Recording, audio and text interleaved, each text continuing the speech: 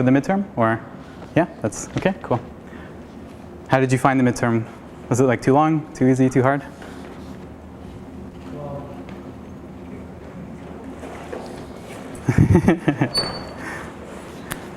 Right, so the mean score was 60.7, and the standard deviation of the scores was 14.9, if you guys are curious. I think the high score was like 88 out of 80. So I think for some of the questions, like they were really well done. So I'm not going to like write down the solutions maybe unless you guys are curious. And then for a few that had some like consistent problems, we'll go over the solutions for those. So the first two parts here, parts A and B of question 1.1, they're actually taken directly from homework 2. So for the first one, you apply the chain rule twice. The first time you'll get the probability of x1 given x2 and x3 times the probability of x2 and x3. And then you can apply the chain rule again to the second term, and it works. Can you fill the yeah, sure. Right. Left screen. Yeah. Oh. Is that better, or should these ones come off again? This is good. Okay, cool. But yeah, actually, maybe we'll go through. So you have the probability that x1, x2, and x3. And if you apply the chain rule once, you get the probability of x1 given x2 and x3 times the probability of x2 together with x3. And then you can apply the chain rule one more time to the second term there, and then you'll get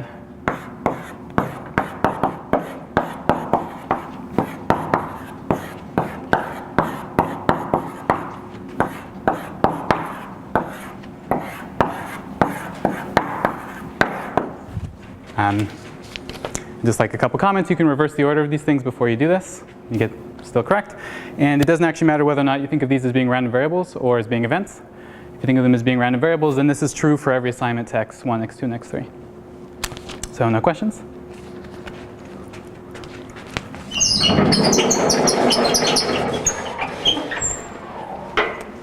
Okay, then the second part asks you to prove Bayes' rule.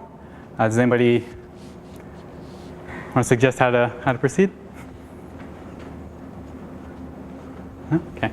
So again, it just follows from the chain rule. So the probability of x1 given x2 times the probability of x2. By the chain rule, this is just the probability of x1 and x2.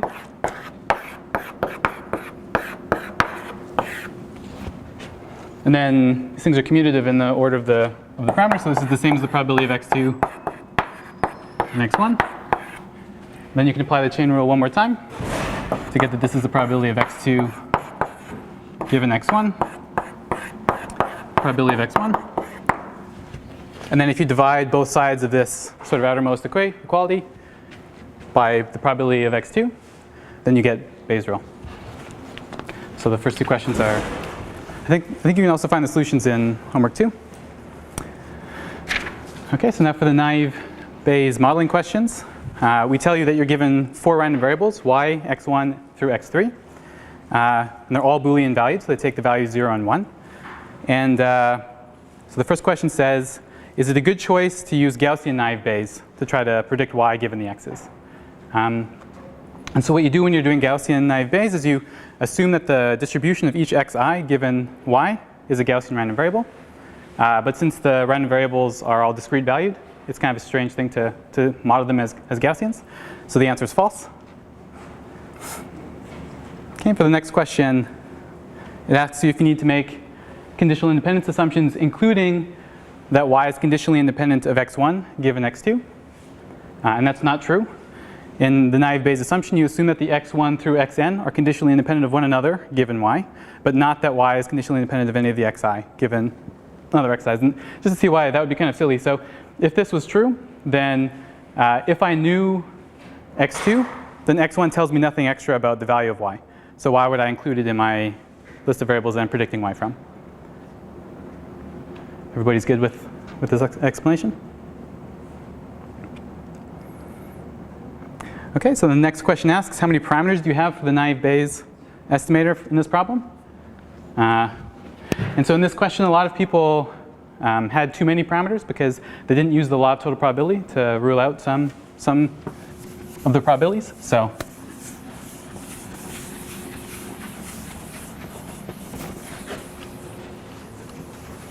right, so for naive Bayes, we assume that the probability of x1, x2, and x3 given y, this was just the probability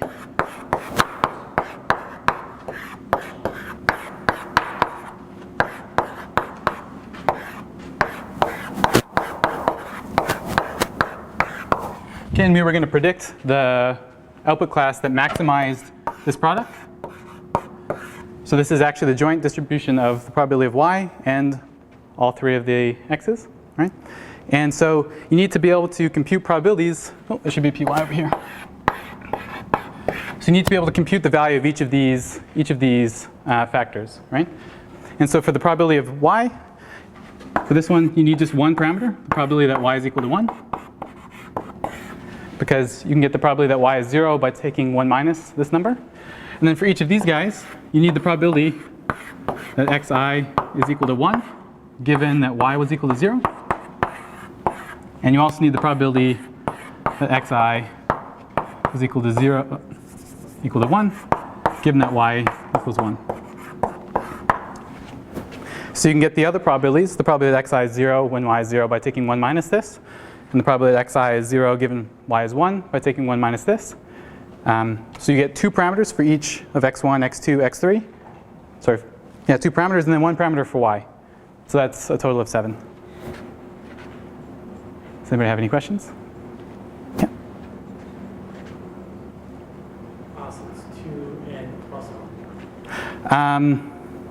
Right, so for each of these random variables, you need to know two numbers. So the n would be like the number of x's here. So it's 2n and then plus 1 for the prior on y, or the marginal distribution on y. I find like for these things, I think sometimes it's easier to like actually work out which numbers you need to know instead of trying to remember formula for it. But it's because I can never remember formulas. But so okay.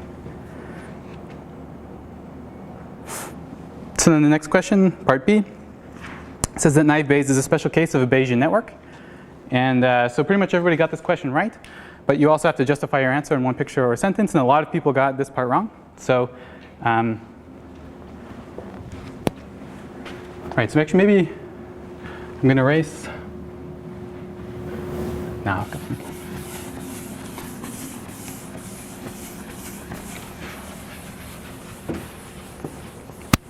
Right, so the definition for a Bayesian network, what it told you is it gave you a way of factorizing the joint probability distribution.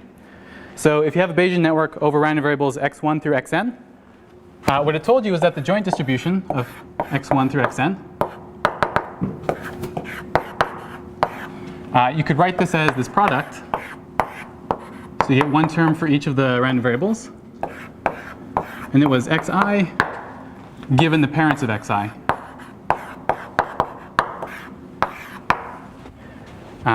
And so the question is, can we express the naive Bayes, like can we construct a graph, like a graphical model, so that this rule, this transformation gives us the naive Bayes assumption.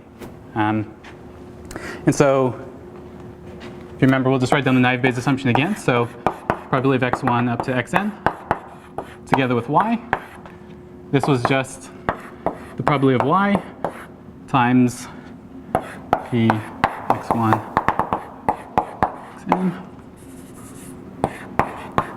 Can you guys still read this, or is it too small? It's good? Okay. So this was just the chain rule. And then the naive Bayes assumption told us that we could factor this part as, so we get py, and then we get this product.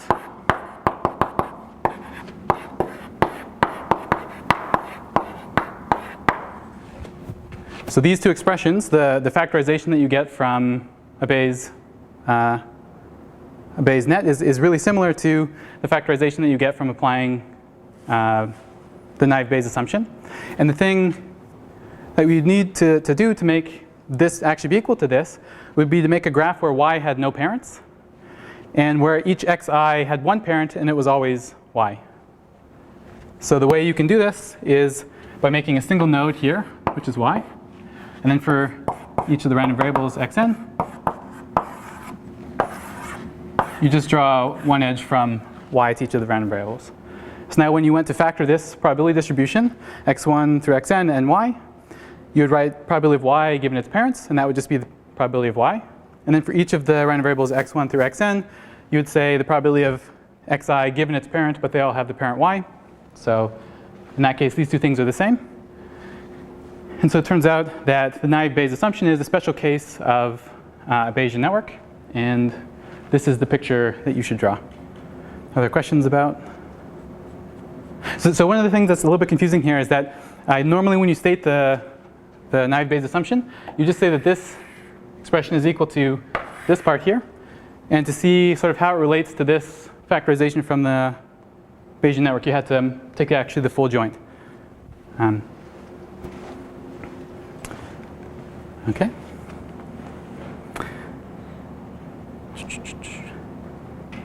Okay, so the next question says, we can, oh, sorry, is there a question?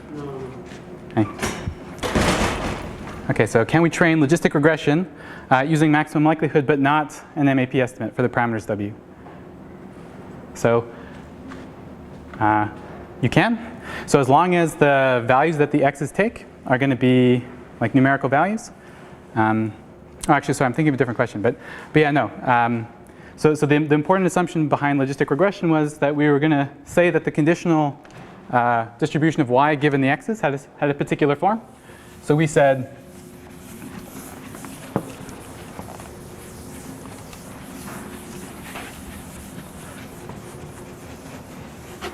so in logistic regression, we say we're going to model the probability that y is equal to 1 given x1 up to xn. This is just going to be 1 plus the exponential of w0 plus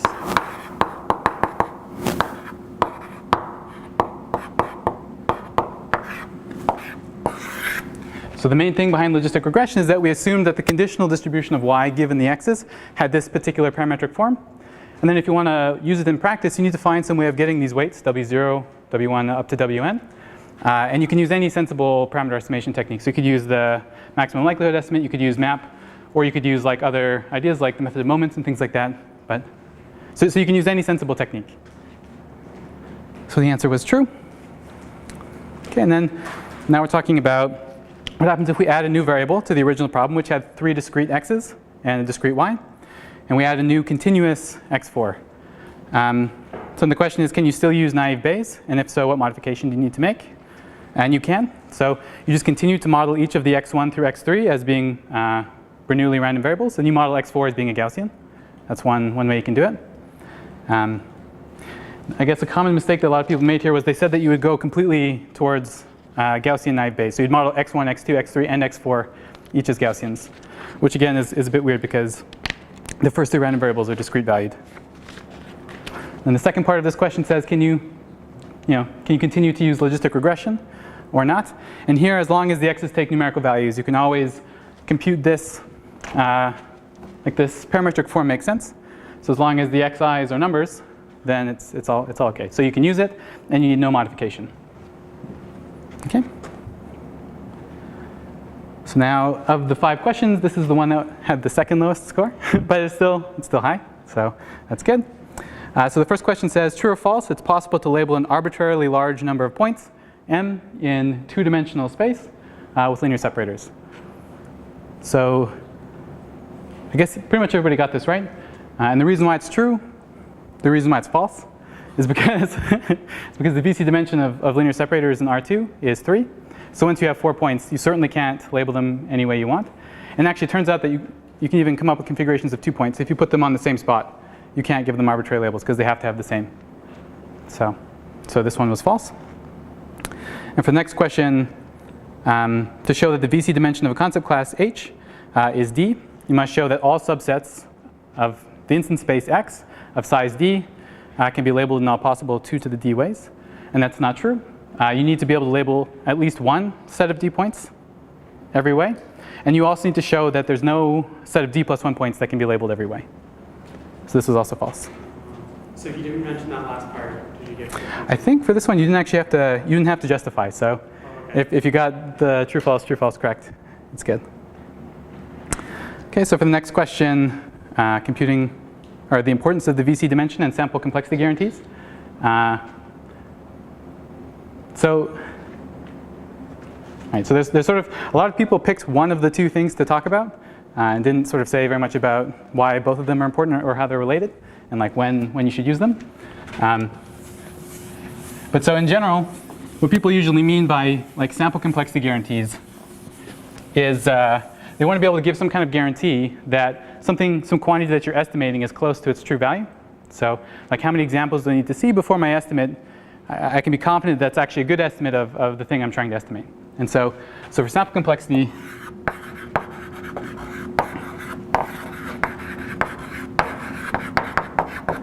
the main thing that we're looking for is that we wanted you to say that this allows us to like guarantee that our sample error, which was error S of a hypothesis, is near to the true error, which is denoted by error D of H. And so there's like lots of technical things here in the actual formal statements of sample complexity guarantees. Like this doesn't hold always, it's only holding with high probability. And you can't guarantee that the gap is 0, you can only show that it's small. But if you said something like this, that sample complexity guarantees give you conditions for which our sample error, which is an estimate of the true error, is small, then that was good. And the reason, so the one thing that a lot of people didn't do is they didn't say like why you care about this. So when you like run a machine learning algorithm in practice, it spits out some hypothesis. And what you want is to use that hypothesis to make predictions in the future, right? And the property you'd like for it to have is that if I give you a new data point, it's going to make an error with a really low probability, right? And so what that is saying exactly is that the true error is some small number. So the thing that we care about minimizing is the true error. But that's unfortunate because we can't measure the true error. And we don't actually know the distribution, and we don't know the true labeling function. So this is a quantity that we can't like get our hands on. But we can measure the sample error. And so one idea is to just choose the hypothesis that minimizes the sample error.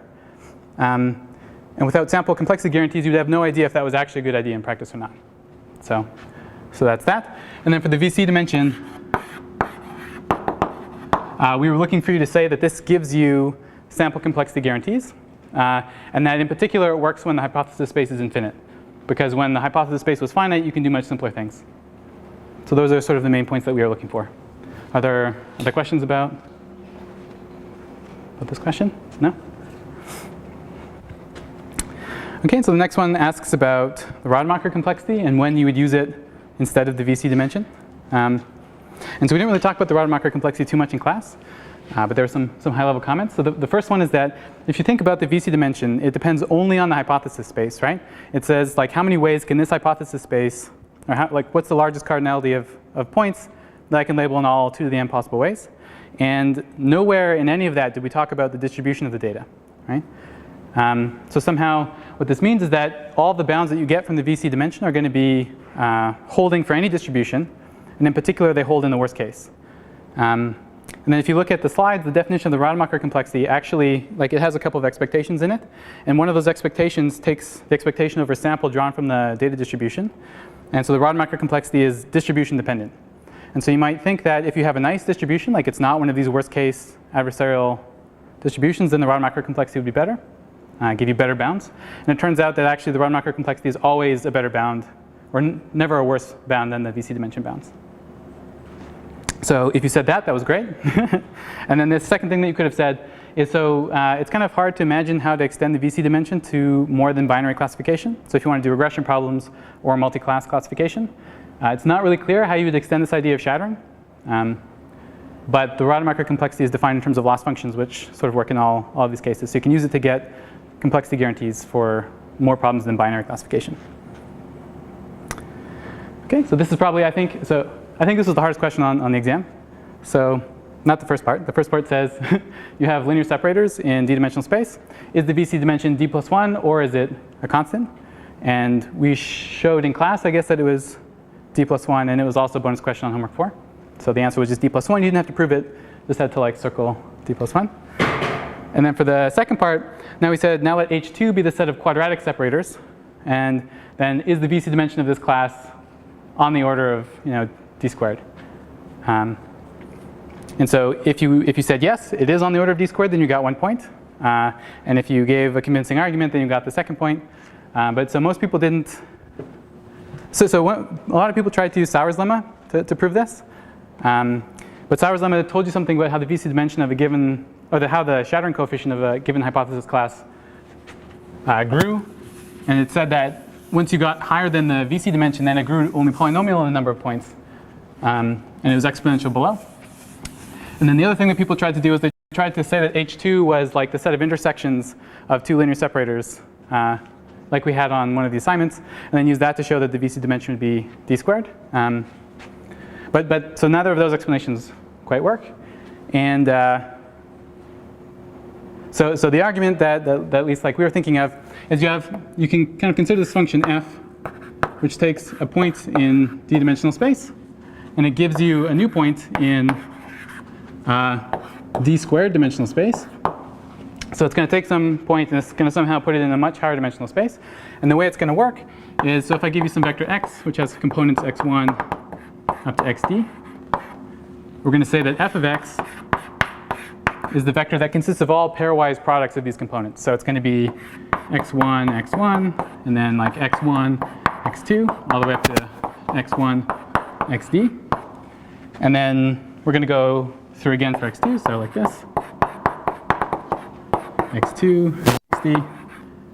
And then we're going to keep doing this until eventually we get, wow, many more. And then xd, xd.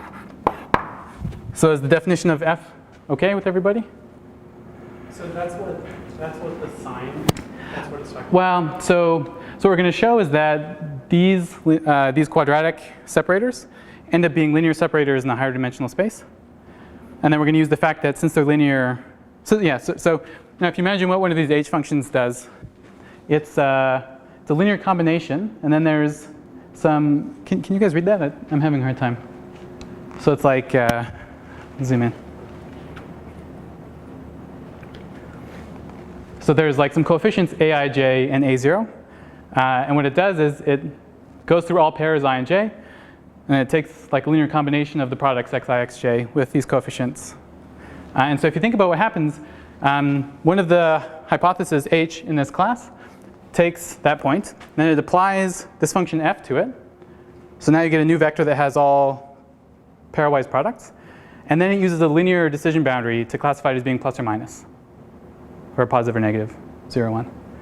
Does everybody believe that? Yes? Wait, so it's a vector of coordinates?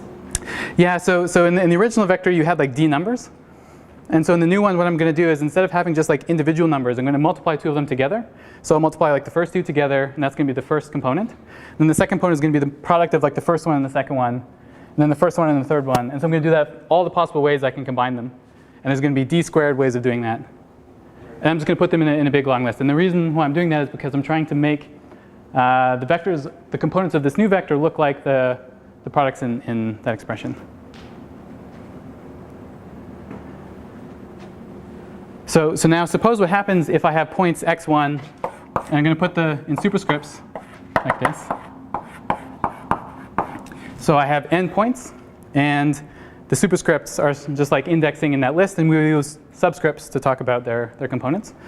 So suppose I have n points so that these quadratic separators shatter them. They can label them in all possible ways. So are shattered by H2.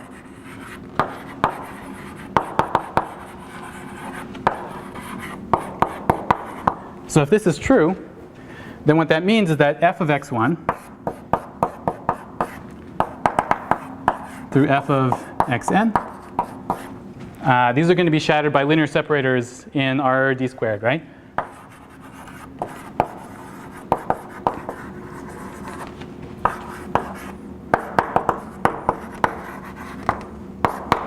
Can you guys see that? Probably not. Yeah, right, so if I have some sequence of endpoints that are shattered by these quadratic separators. So there is a quadratic separator that will label them in all possible ways. Then if I apply f to each of these, now they're in the d squared dimensional space. And each of the quadratic separators that I use here to get one of the labelings will be a linear separator in that space. So now I get linear separators that can shatter this set of points. And since they live in d squared dimensional space, you know that that means that there must have been at most d squared plus 1 of them, because the VC dimension of linear separators in R d squared is d squared plus 1. So it tells you that n was at most d squared plus 1, and so the VC dimension of the quadratic separators is on the order of d squared. Other questions? I just feel like that was so far removed from like the questions in the homework. Yeah, so it was the translation from like this, from this d to d squared. Yeah, right. So the good news is that the like showing that it's true is worth only 1 point. So it's not worth very much in the scheme of things. And it's this idea of showing that if you transform the points, then there's some linear separator or some like well-known class of separators is a good thing to keep in mind. Like if you're trying to prove that the VC dimension of something is not too big, you can use this trick a lot. But okay, so is it clear, or so there's no questions? So what was like what was the influence of the quadratic separators versus linear? Like how did that change the question, I guess? Right. So linear separators are somehow simple, right? They always cut the space in half. But if you look at the shape of these quadratic separators, they can have like funny curved shapes, and so somehow they're more complicated. So you would expect that they can label points in more ways than the linear separators. So you would kind of expect the VC dimension to increase. And then in this question, you're showing that it can't increase too much. It can. Right. It can't be, like, so in particular, it can't be bigger than d squared. Okay. So this next question, which was for extra credit, this was really easy. If you said yes, you got 3 out of 5. And if you proved it, then you got the other 2. And so it turns out that the proof is just exactly the same as it was in the class. So in the class, we proved it for binary classification. And the very beginning of the proof, we said let like h1 through hk be the hypotheses whose true error is bigger than epsilon. And at that point, we never actually used the fact that we were doing binary classification, just that the error was bigger than epsilon. And then in the rest of the argument, you never use the fact that y takes values 0 and 1. So the exact same proof carries through. And if you guys want, at the end, we can go through that if there's time. But yeah, go through it. Okay, cool. What time is it? Yeah, sure. So after this, actually, I'm realizing we're already like half over. So I'll do this, and then maybe you guys can like propose questions that you want to hear feedback about more than others, and then we'll do those ones first to make sure we cover.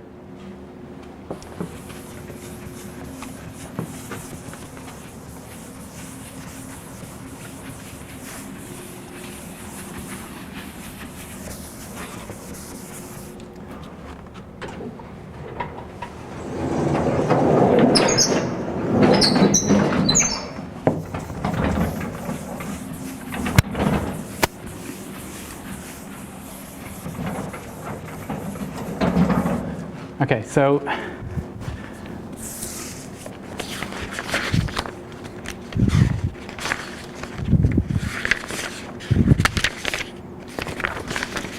the thing that we want to prove is that we have some hypothesis space H.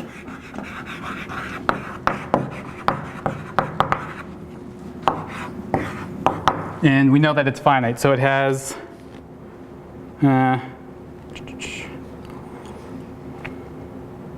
we won't give it a name. So it contains finitely many functions. And we want to show that so for any distribution D,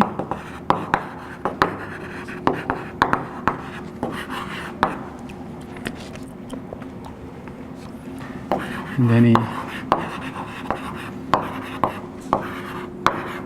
so you can choose any epsilon and any delta bigger than 0.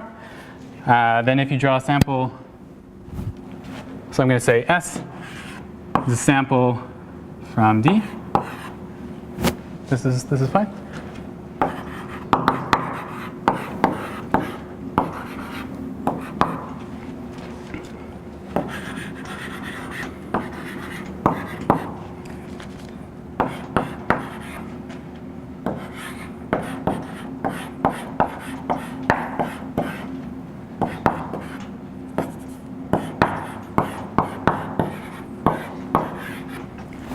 Okay, so the claim is that if I take any distribution d, and then any parameters epsilon and delta that are non-zero, and if I draw some sample of data points, so there's going to be some sequence x1 up to xm from the data distribution d, where m is at least 1 over epsilon times the log size of h plus log 1 over delta, then the following is going to be true.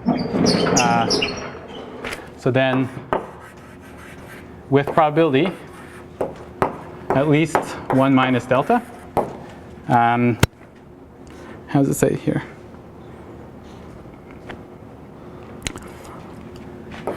If the true error d of some hypothesis h is at least epsilon, then error s h will be bigger than 0. And so if the sample error of a hypothesis is bigger than 0, that means that it must have made a mistake on at least one data point. Okay? So the statement of the result is clear. Oh, and here, like, so I didn't say it, but so h consists of functions from x, our instance space, to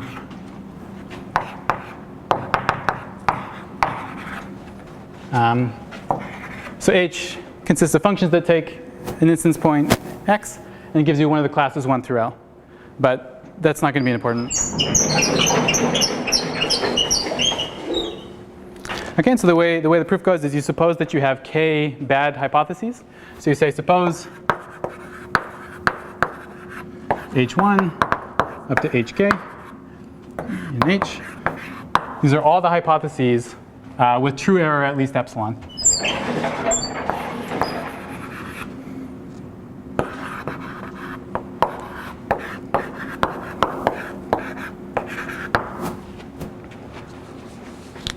So we know that k is going to be some finite number because there's only finitely many things in h. And so we're just picking out the subset of h that has true error at least epsilon. Then so for any particular, okay, the probability that it's going to be consistent with the sample of size m. So we know that the probability that it gets each xi correct is at most 1 minus epsilon because it has true error at least epsilon. And then since the samples are independent, you can show that, so the probability that hi is consistent, which means that it gets every single sample in your set S correct, is at most 1 minus epsilon to the m. So that there's a most 1 minus epsilon chance that it would get one of them correct, and then you do it m independent times, it's going to be at most 1 minus epsilon to the m, right? Okay, now, so that was for one fixed bad hypothesis. And what we'd really like to bound is the probability that any one of these hk's is going to be consistent. So to do that, we say that the probability of any hi consistent. This is, you can use the union bound to show that this is actually smaller than the sum, the probability that hi is consistent.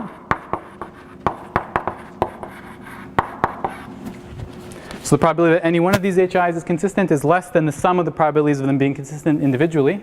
And the reason why this is an inequality is because you might double count. Like if you imagine drawing the Venn diagram, it's like if they were all separate sets, then it would be the sum. But if they overlap, then you're going to double count the intersections. So, okay. And then we just showed that this thing was less than 1 minus epsilon to the m.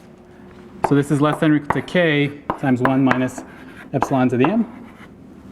Can you guys still see this? Yeah? And k is smaller than the number of hypotheses that we have. So this ends up being less than or equal to the size of h times 1 minus epsilon to the m. So what we've done is we've said, given that I have a set of size m, how likely is it that any one of these bad hypotheses that had true error at least epsilon, how likely is it that one of them will be consistent? And we showed that it's less than the number of hypotheses times 1 minus epsilon raised to the power of m. And so when m becomes a big number, this 1 minus epsilon goes to 0 pretty quickly, exponentially fast, right? And so now the last step of the proof is to figure out how big do I need to make m for this number to get smaller than delta. And there's a trick that you use to do that. I can never remember exactly what it is, but I think it's like 1 minus x is less than or equal to e to the minus x.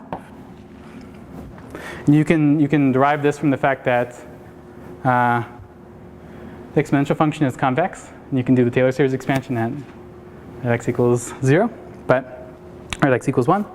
But so if you use this fact, this implies, like if you believe that, it implies that 1 minus epsilon is at most e to the minus epsilon. So this thing over here is actually smaller than size of h and e to the minus epsilon m. And then you can solve this. So now, if you wanted to make this upper bounded by delta, so suppose this thing was smaller than delta, then we'd be done, right? And so if you solve this inequality, and you can do that just by taking the logs of both sides and then rearranging, then you get the proof. So that's. Can you guys see what's on the board here, or I feel like the podium is like in the way of a lot of people, but okay, cool. All right, so I guess like it's already 7:40, and we're only done question 2. So maybe are there questions that you guys particularly want to hear about? So we can cover them first, and then come back to the other questions afterwards.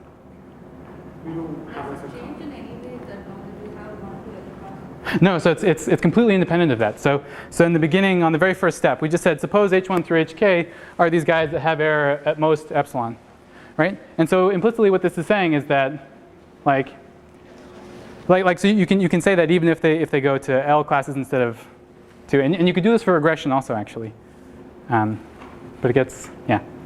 So the whole fact, like the whole reason why it didn't really depend on that is because in the very first step we didn't really care about any properties of h at all, except for the fact that they had error at least epsilon.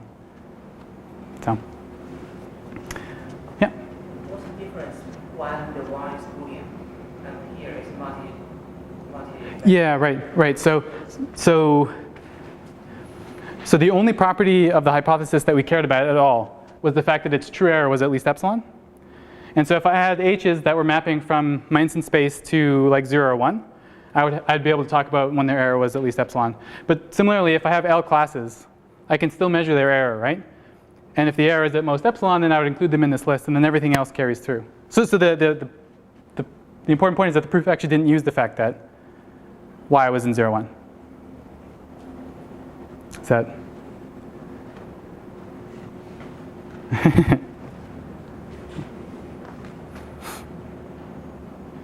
So does anybody have any preferences for the questions? Because if not, we'll just go as far as we can in order. Yeah, just keep going because we don't have like a copy of the exam. Oh, okay, so we can do a quick overview actually if you want. So next question is about graphical models. And then there's this linear regression question where you had to like give justifications for each step of this proof, and then say whether or not you could do this transformation between maximum likelihood estimates with like Gaussian errors and least squares.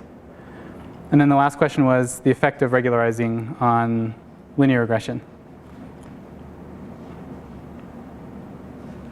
So now, does it maybe that I mean, it's not great, but does it jog your memory enough to? Maybe like 4 and 5. 4 and 5? 3 I thought was pretty. Yeah, three was done well. So, okay, so we'll start with question 4. I think there's probably time to do both.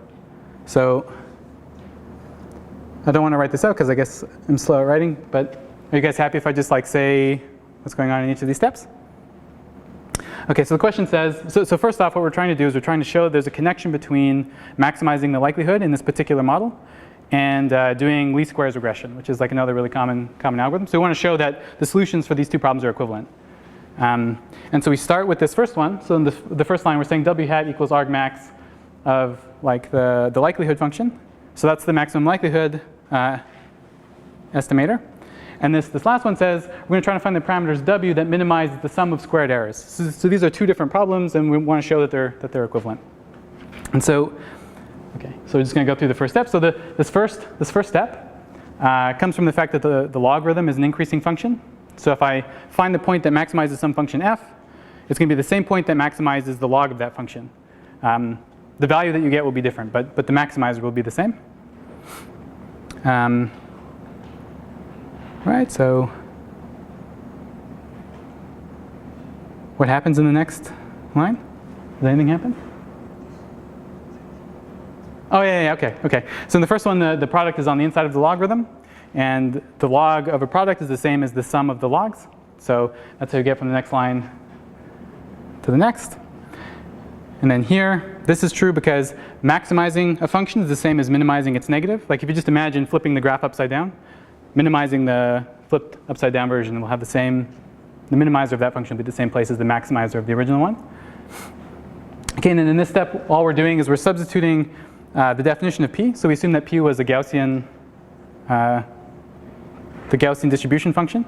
So we're just substituting in that and taking the log.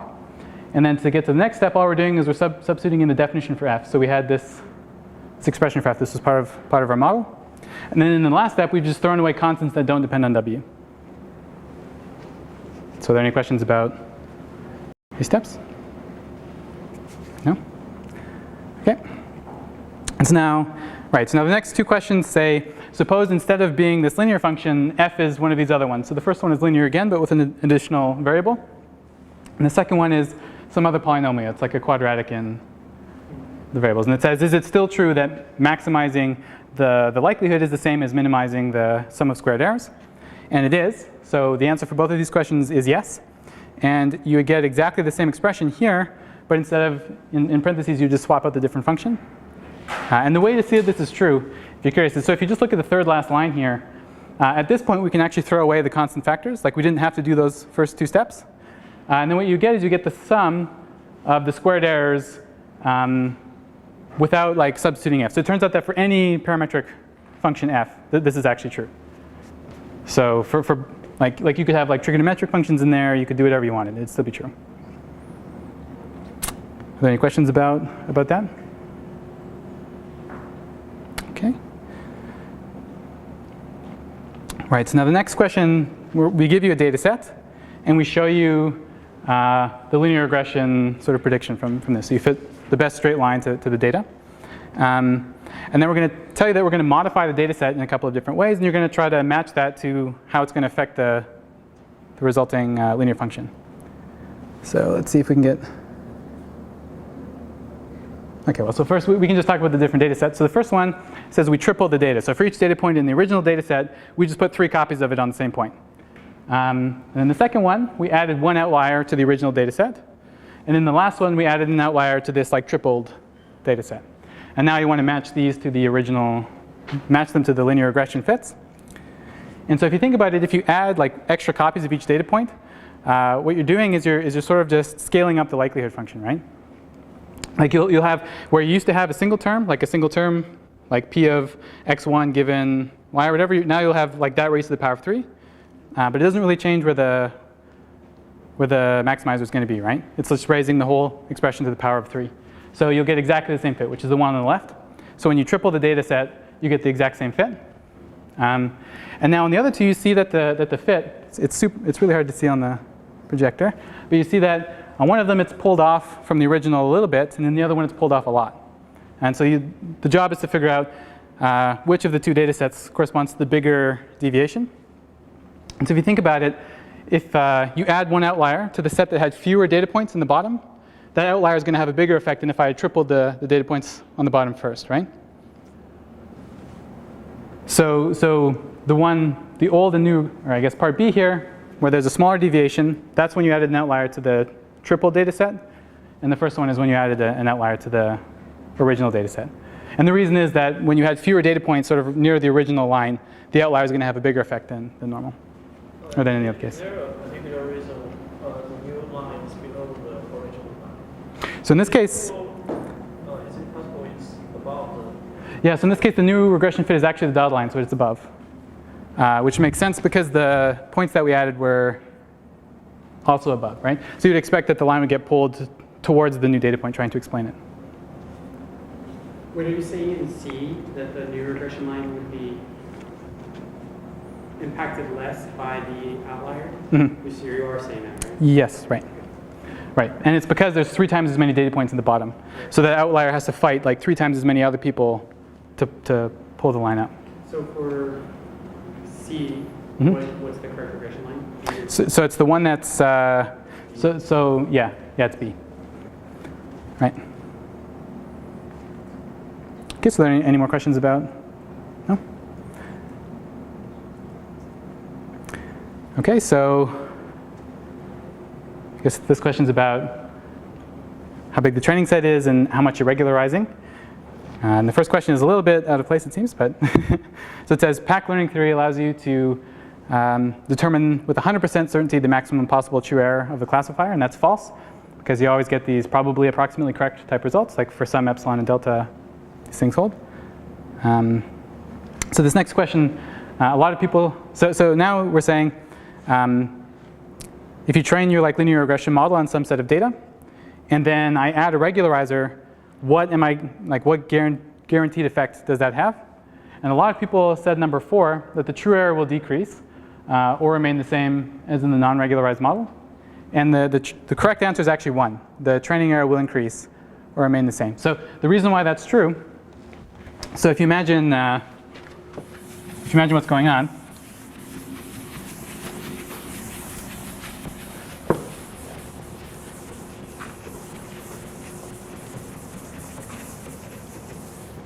So when we don't regularize, what we're saying is find the parameters w that minimize the training error. So I'll write this as like L for loss of w. Right? So this is your training error, and you're saying find the parameter vector w that gives me the lowest possible training error. And what you do when you regularize is you're adding a penalty. So you add a penalty like w, something like this. And so now when you solve this new problem, not only are you trying to minimize your training error, but you're also trying to minimize this like extra penalty term. And so the minimizer of this new expression has to be worse than the minimizer of the first one. Does that make sense? So you can see that number 1, which says that the training error will increase or remain the same as in the non-regularized model. That one's definitely true. So I guess the question tells you that only one of them is guaranteed. But the reason why the true error is not guaranteed to decrease is because if you look at what the plot looks like when you sort of add regularization. So if this is error, and then this is like amount of regularization, this is going to come up again. So your training error starts out maybe pretty high, and then as you regularize, you're sort of enforcing like a you're imposing a penalty on sort of more complicated models. So you're going to do less overfitting, and then at some point you start regularizing too much, and you're actually going to sort of force the model to be too simple, right? So if you're not regularizing at all, adding some small amount of regularization is guaranteed to drop, or might drop your error. But then after you regularize too much, it goes up again. So yeah. Is it also true for the naive Bayes? So it's a bit harder to say in these cases because, so in this case, you're actually, when you choose your parameter vector w, you're directly minimizing the error. Whereas in naive Bayes, you compute this like maximum likelihood estimate, and it's not. I think you might be able to construct situations where it's not true, but I can check if you want and send. Actually, Abby, do you know the answer to that? No? Okay. So my like intuitive feeling is that it's not true. That this is specifically a property of situations where you're doing risk minimization. So you try to minimize your error, and then when you add some regularization, it sort of pulls you away from that. But if you weren't minimizing your loss in the beginning, then adding the regularizer, it's not clear that it's going to, like it might pull you towards like the actual best parameters. Are there any more questions about? No? Yeah, naive Bayes is generative, so it doesn't really make sense of regularizing, right? Yeah, right. So I guess, yeah, so it's not naive Bayes, but for logistic regression, I also don't know the answer. But yeah, actually, that's a good point.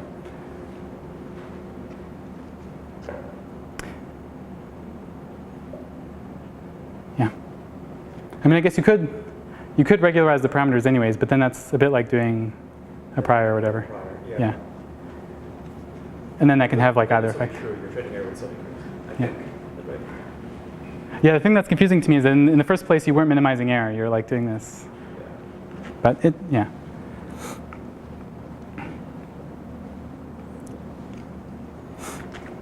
Okay, so the next part is interesting. So it's talking about the sample error and the training error, or the testing error and the training error, when you get more and more samples. So as you get a bigger data set, sort of how are these things related. And so we're shown Well, I'll copy it onto the board anyways.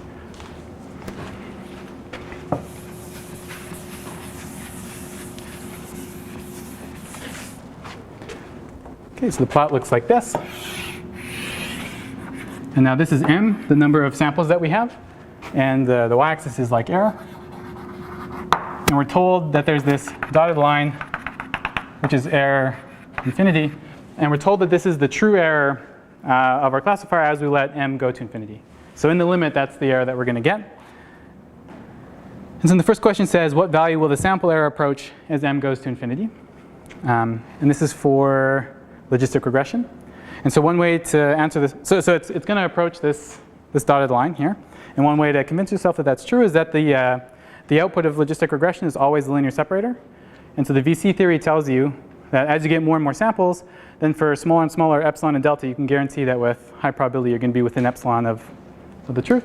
So the sample error and the true error have to converge to one another in this problem because it's a linear separator. So in the second part, it says draw a curve that roughly depicts how error s changes with m. And so when you have not very many samples, it's going to be easier to get low error. So it's going to start out something like this. And then as you increase m, we said that it's going to converge to this error infinity. So it seems like a natural way for this line to go like that is it's like this. So this is error s.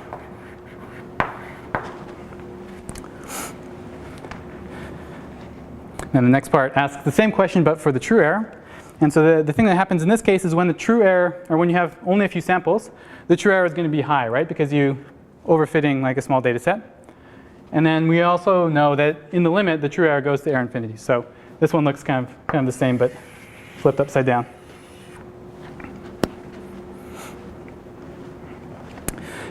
And then, wait, you mean error on?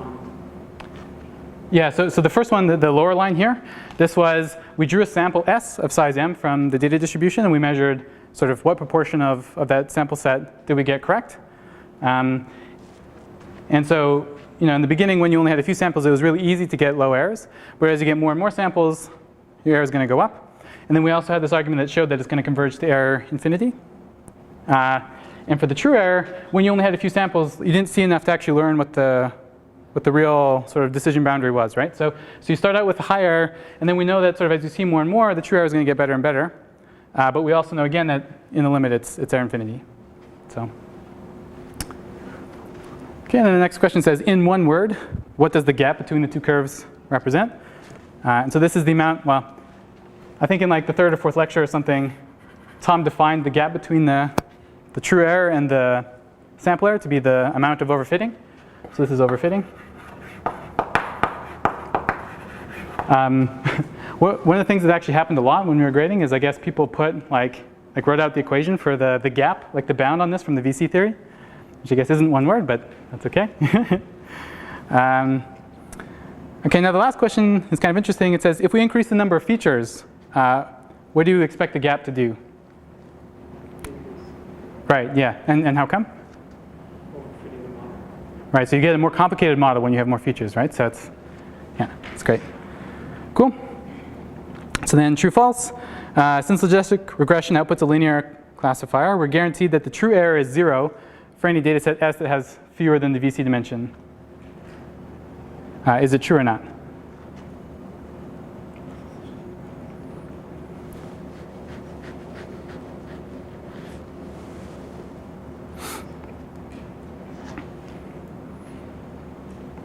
So it turns out it's not true.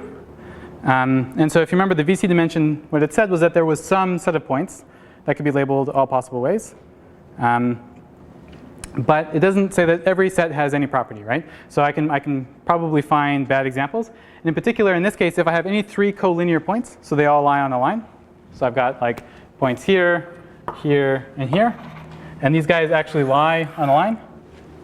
If I label one of them positive minus positive, even in 2 dimensions, there's no linear separator that'll match these. So a lot of people got this question right, but then they said that even though there is a linear separator that will separate the data, logistic regression might not find it, but it's not actually true.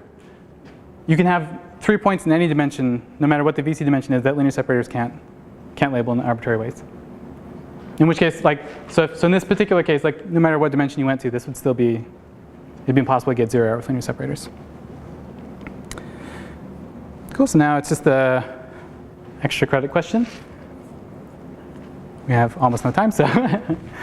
But so now what we want to know is what happens to the sample error and the true error as you increase the amount of regularization that you do.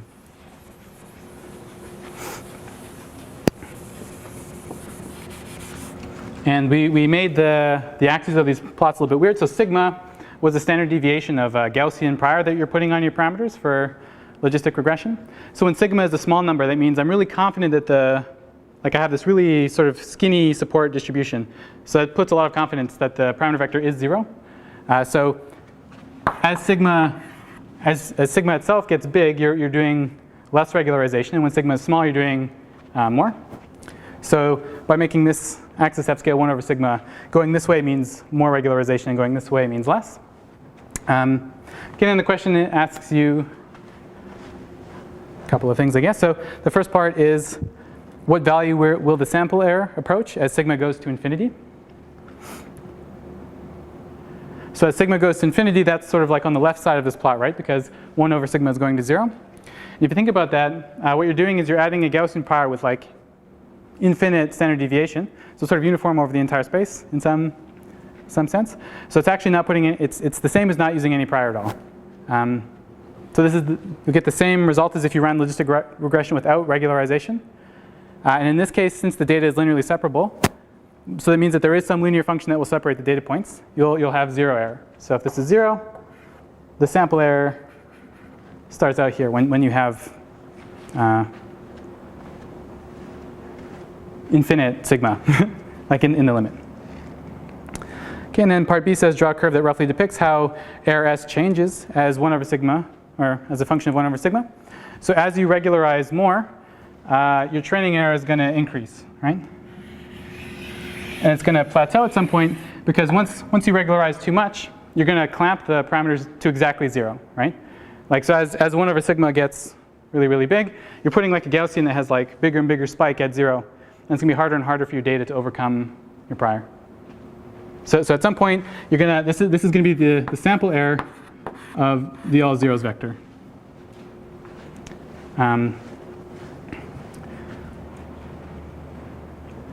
Okay, and then the next part asks you to draw the same curve except for the true error. So again, when you're not regularizing at all, you're going to have some higher number. And then from the picture that I drew before, as you start regularizing more, the error is going to drop a little bit. But then at some point you start regularizing too much and the error increases again. And then goes to the true error of 0 again. Does that make sense?